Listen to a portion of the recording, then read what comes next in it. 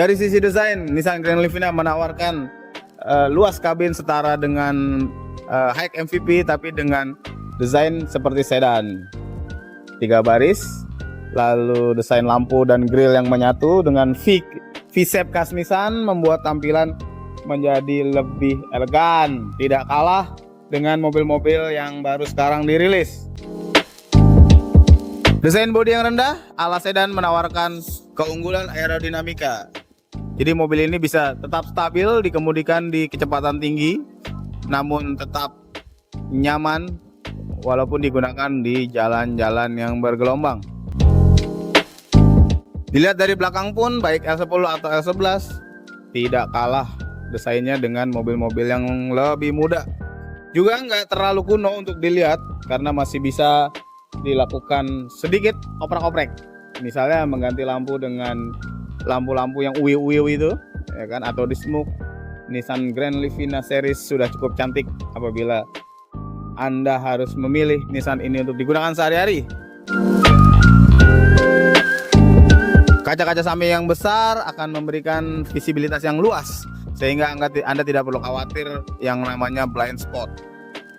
Kaca depan yang cukup besar akan menjamin daya pandang yang luas sehingga Anda lebih mudah untuk bermanuver di jalan sempit ataupun berkendara santai di dalam kota. Kaca depan yang dilengkapi dengan 2 wiper dan 2 washer akan memastikan kondisi kaca depan apabila kotor mudah dibersihkan. Lalu di bagian belakang pun Nissan Livina dilengkapi dengan rear wiper dan rear defogger untuk memastikan pandangan ke belakang saat kondisi hujan bisa dapat dimaksimalkan. Begitu pula dengan spoiler di bagian belakang, menambah kesan sporty namun juga tidak mengganggu aerodinamika. Lebih cantik dan lebih sporty.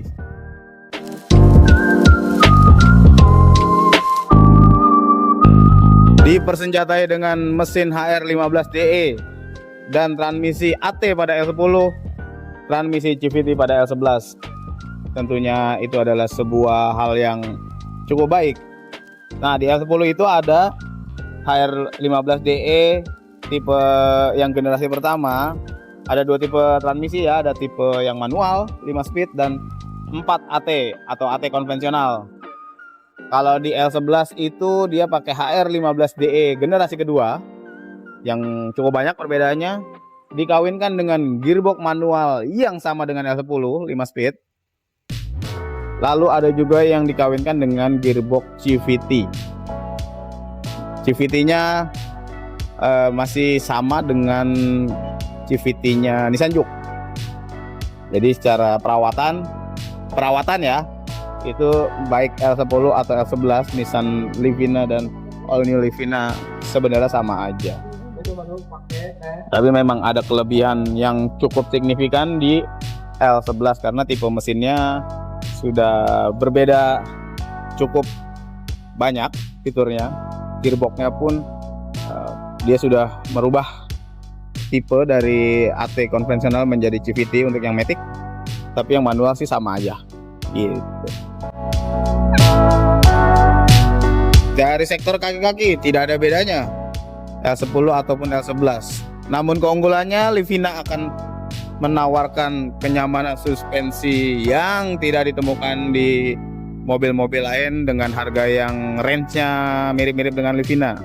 Jadi udah cukup terkenal kalau Grand Livina punya level kenyamanan yang istimewa untuk mobil di kelasnya. Tipe suspensinya yang depan MacPherson sebenarnya sama aja dengan mobil-mobil yang lain. Lalu yang belakang dengan torsion beam. Ya itulah tipe transmisi yang banyak digunakan untuk low MVP. Penggerak depan ya, low MVP penggerak depan. Itu MacPherson strut untuk depan, FPD kan. Nah yang belakang torsion beam. Secara layout sama-sama aja dengan Mobilio lah, R3 atau BRV, tapi masing-masing punya karakter yang berbeda dari setup suspensi yang dirancang oleh engineer.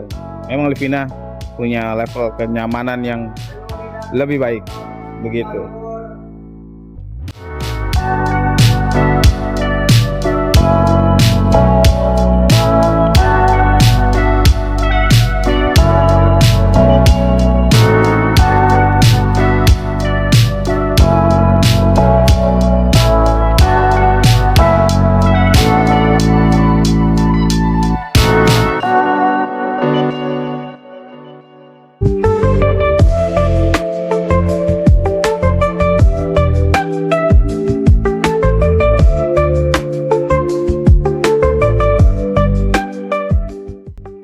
Dari sektor pengereman, Nissan Livina dibekali rem cakram di roda depan dan rem tromol di roda belakang. Rem cakram di roda depan sudah cukup untuk menjadi komponen pengereman utama demi menghentikan mobil low MPV seberat 1,2 ton ini. Dengan rem tromol belakang menawarkan kemudahan dalam perawatan serta tidak mengorbankan ketangguhannya. Apalagi bila sudah dilengkapi dengan ABS. Jadi di beberapa tipe Nissan Grand Livina baik A10 atau 11 itu ada yang sudah dibekali dengan tipe ABS. Tentu akan menambah rasa percaya diri untuk sistem keselamatannya. Dari sisi interior juga tidak terlalu uzur kalau diperhatiin Nissan Grand Livina ini. Apabila kita mau mengambil mobil ini di tahun-tahun sekarang, jadi kita tidak ngerasa kalau dashboardnya ini ketinggalan zaman, karena mungkin di L10 ya mulai berasa kalau ada sesuatu yang kayaknya udah ketinggalan zaman. Tapi kalau di L11 masih oke, masih sedap buat dipandang. Ya kalau dashboard sih fitur-fitur standar mobil dengan range harga segitu. Dan fitur waktu itu juga nggak terlalu perang fitur mobilnya, jadi untuk sebuah mobil yang akan dipakai untuk sehari-hari, untuk berpetualang, untuk keluarga baru yang pengen punya mobil, Nissan Grand Livina masih cukup baik untuk dipilih. Fleksibilitas bagasi, nah ini serunya Nissan Grand Livina.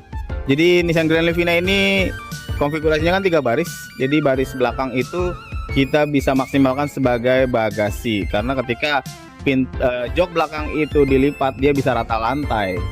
Bahkan ketika jok tengahnya juga dilipat dia masih tetap rata lantai. Di beberapa waktu yang lalu Nissan masih menjual matras original.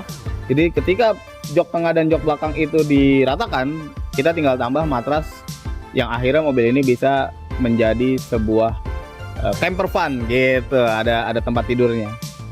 Tapi kalau masih ingin memaksimalkan penumpang serta bagasi, cukup jok belakang yang dilipat, maka kita akan dapat ruang kargo yang cukup luas. Bisa masuk koper besar, bisa masuk stroller, galon juga, apalagi bisa. Jadi udah layak lah buat dipakai untuk bepergian bertamasya bersama keluarga. Kesimpulannya, apakah Grand Livina sangat cocok untuk dibeli untuk keluarga muda? Sangat cocok. Alasannya? Karena desainnya tetap amat ganteng. Terus perawatannya? Perawatannya nggak terlalu susah. Konsumsi BBM-nya? Lumayan irit. Handlingnya? Handlingnya nyaman. Sedan. Oke. Respon mesinnya? Respon mesinnya kalau ini sih kenceng banget. Oke. Kalau gitu, kalau ada apa-apa gimana enaknya nih kalau punya Grand Livina? Kalau ada apa-apa ya kontak kita bisa. Di mana? Di Garuda Sakti Karawaci. Oke, terima kasih Mas Abu.